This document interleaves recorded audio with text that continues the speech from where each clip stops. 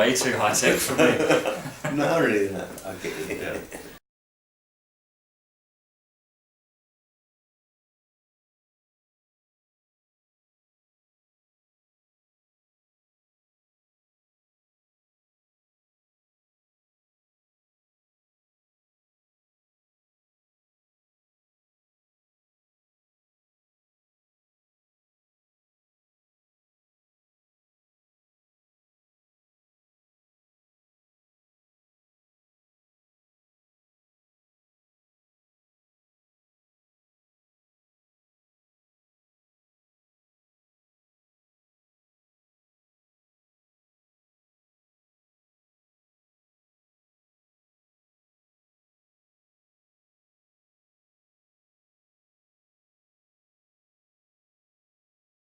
We're here today talking to Phillip Maisel. Thanks very much, Phillip, for having a chat to us.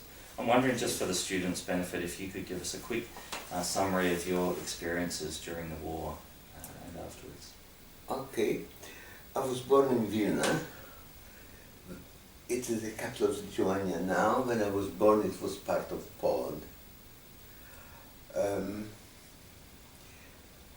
war started in 1939. I had a comparatively comfortable life till then. 1939, Russians came to Vilna, not Germans. They occupied Vilna, and just because my life was too comfortable for them, I couldn't study. I did my matric, but I couldn't study at the uni because I belonged to the wealthy class, bourgeois class. But the life was too comparatively comfortable. There was not much food. In Soviet Union, you see the life completely different than in the West. You saw in the past. They interpreted history as a war between classes, rich and poor classes. And actually this affected very much my view of the world for the rest of the life. In 1941, Germans came in. June 1941, in September the same year, they established a ghetto in Vilna. This was an enormous transition. Within 20 minutes, we had to pack whatever we could into blankets and sheets because there was not enough even to put in the suitcases, bring it in a small district in the old part of Vilna, and I stayed there for a year. Germans introduced a very strict regulation according to the way Jews can live. Before the ghetto, we were not allowed to walk on the pavement, we had to walk on the road, we had to wear a yellow star. There were certain restrictions what we could buy. Basically, we couldn't buy anything except the amount of food which was given on the cart, which was minimal. We were forced to work in the German enterprises like Rival Lines, other factories, naturally free of charge. And whenever we were going to work and from work, they were arresting Jews in the street, sending to the prison, and were shooting them. Approximately 5,000 people were shot before the ghetto was established. We assumed that the ghetto would give us some security. We don't want to have to be working in the street and being exposed to the danger of being captured or arrested. But it wasn't so. Germans wanted to use Jews as the workers in the total war which they conducted. I underline the word total because there were no means which civilized nation would normally use for extermination of people which Germans didn't use. It was killing, burning, destroying. Anyway, In the ghettos, they were regularly taking away people for transport. Transport meant for killing to the forest in Ponari, which was about 8 kilometers from Vilna. And within approximately 2 years in which I was in ghetto, the population of the ghetto initially of 16,000 diminished to approximately 14,000, 15,000. How did I survive in the ghetto?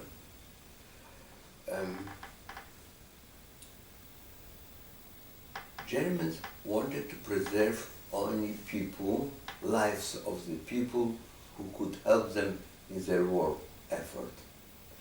And they were continuously issued different certificates of different colors. The more important was the more important the ability of the person to work for the Germans and for the war machine, the bigger a chance had the person to survive.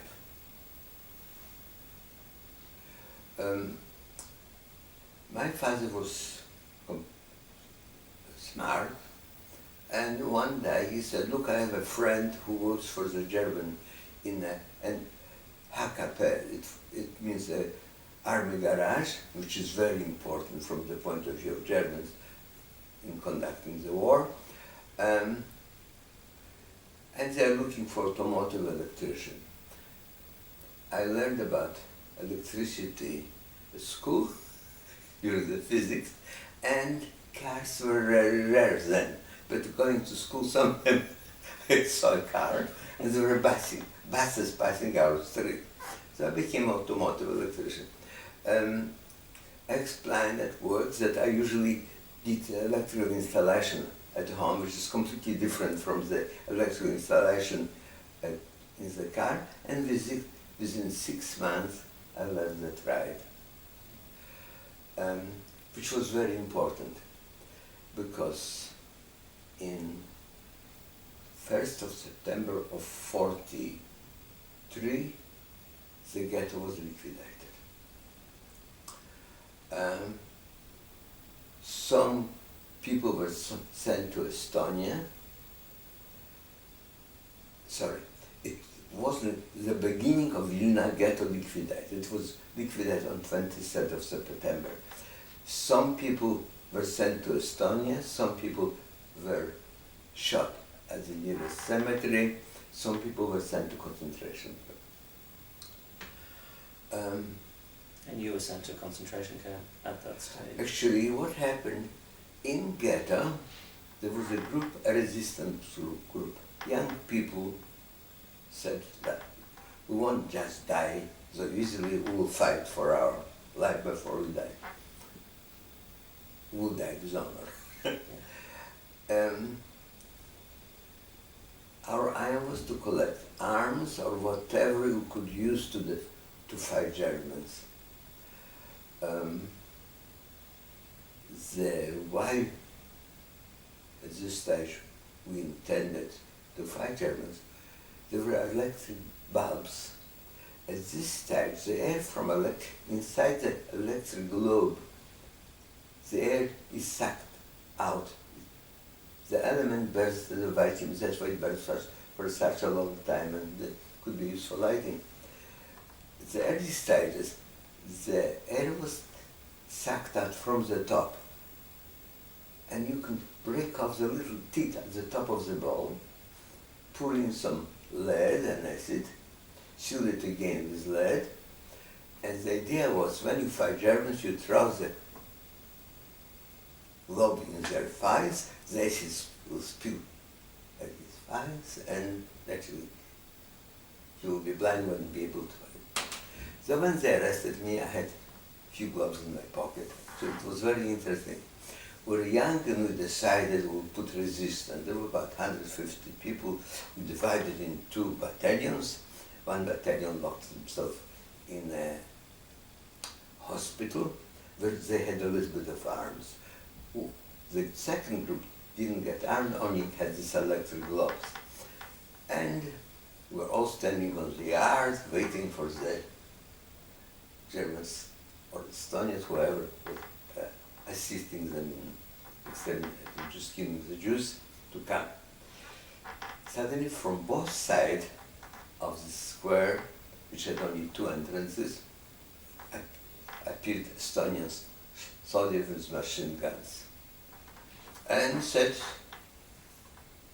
move out forward through one gate. I felt very, how could I say, embarrassed. Look, I just want to fight and hear everybody else. So I started to walk very slowly. And strange enough, the Estonian passed and let me stay. I assumed the reason was because they possibly thought that I have some guns or something, as they have a gun or something like that. I didn't want to create disturbance. And I jumped into a window in the house. Through the window in a room, there was a cupboard, and I locked myself in the cupboard. After a few minutes, I heard the Estonians coming back, looking in through the window, not seeing anybody, passing by. I waited 20 minutes and hid myself on a big pile of wood, trying to get to the place where the 1st Battalion was. What is important then, that I was lying on the top of a pile of the wood. It was about 3 meters tall, maybe less.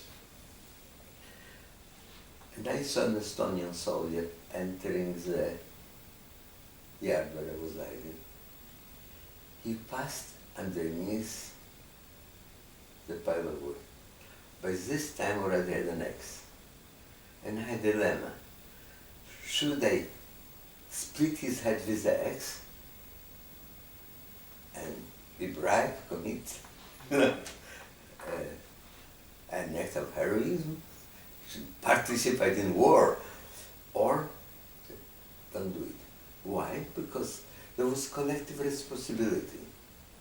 I might survive, but thousands of other people might be punished for killing me. The fellow proceeded the Estonian, and a little girl came out from the house.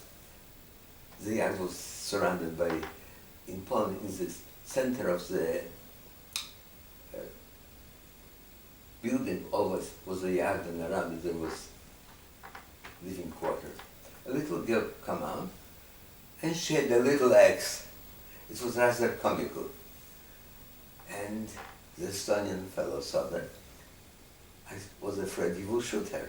No, he just turned around, kicked her in the back and said, go home. And then I felt something important, that there are some human beings too. Yeah. Actually, I was arrested, taken to the gate, from which the people were taken to the train to be taken later on to Estonia. When I was arrested, I was searched, and the Germans found the 2 gloves, and they threw it on the ground. We had cobblestones on the ground and in the street. Believe me, the gloves didn't break. So it was really useless to produce them and hope that eventually we will be able to fight Germans with them. They brought me to Estonia. I stayed in Estonia for about a year. Basically the fact that I learned the trade again, and I moved to survive the war.